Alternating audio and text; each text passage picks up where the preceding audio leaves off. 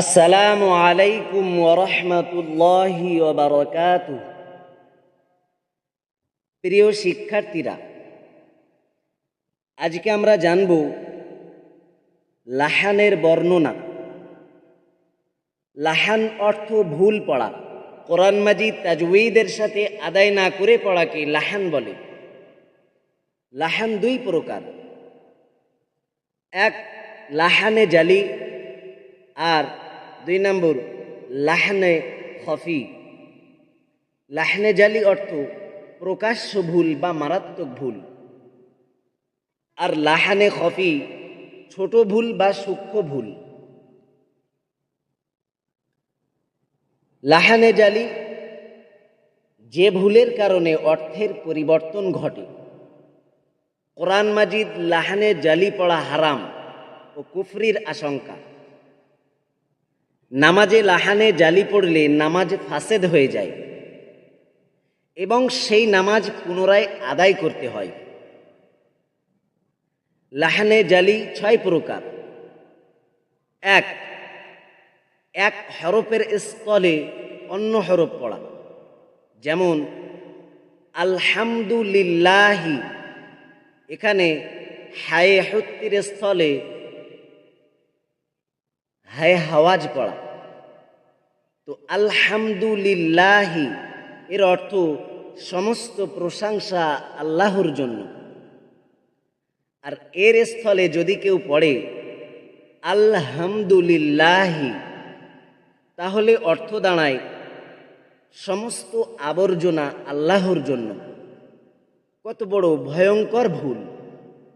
কুল হুয়াল্লাহু অর্থ হলো বলো মুহাম্মদ সাল্লাল্লাহু আলাইহি ওয়াসাল্লাম তিনি আল্লাহ।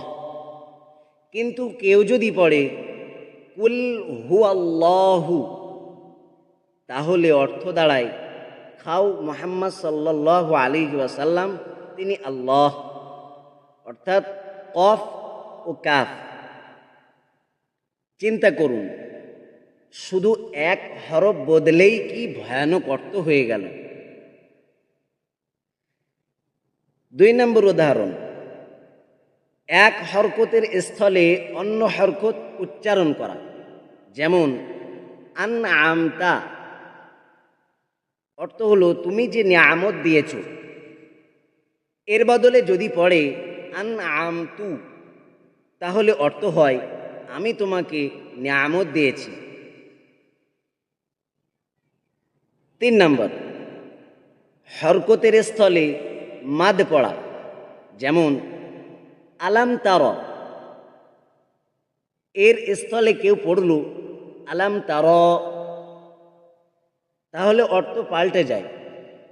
একটিতে অর্থ হয় তুমি কি দেখনি, অন্যটিতে তোমরা কি দেখনি।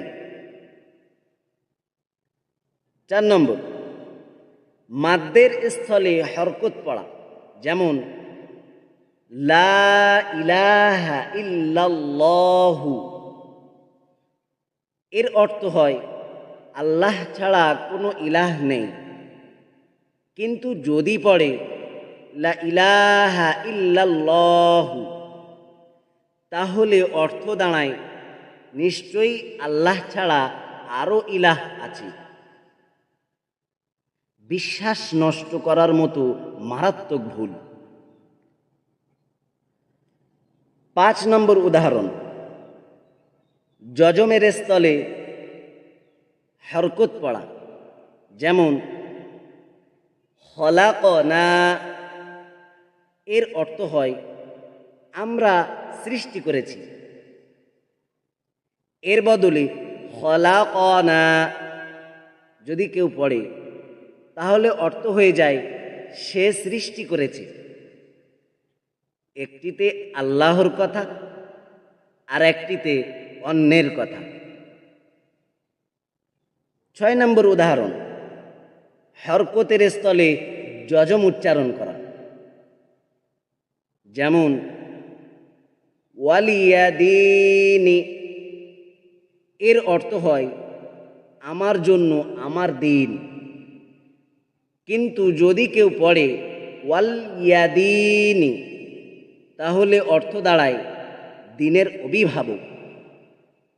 কতই না বিপজ্জনক। লাহানে খফি, দ্বিতীয় নাম্বার প্রকার লাহানে খফি, অর্থাৎ এই ভুলগুলোতে অর্থের পরিবর্তন হয় না, তবে কেরাতের সৌন্দর্য নষ্ট হয়ে যায়। যেমন হরফসমূহকে মাখরাজ ও সিফাত অনুযায়ী পড়া হলেও গুন্নাহের স্থানে গুন্না না করা, ইজহারের স্থলে ইখফা করা, পুর উচ্চারণের স্থলে বারিক উচ্চারণ, এসব ভুলগুলোকে বলা হয় লাহানে খফি। এতে নামাজ ফাসেদ হয় না, তবে কারাহিয়াত তৈরি হয়, মকরুহ সৃষ্টি হয়, তিলাওয়াত হয় ত্রুটিপূর্ণ। লক্ষণীয় বিষয়, যেসব হরফ উচ্চারণে সামঞ্জস্যপূর্ণ কিন্তু সিফাতে ভিন্ন, যেমন তা ত অথবা অফ কাফ, সেসব হরফের সঠিক সিফাত আদায় না করলে তা লাহনে জালি হয়ে যাবে।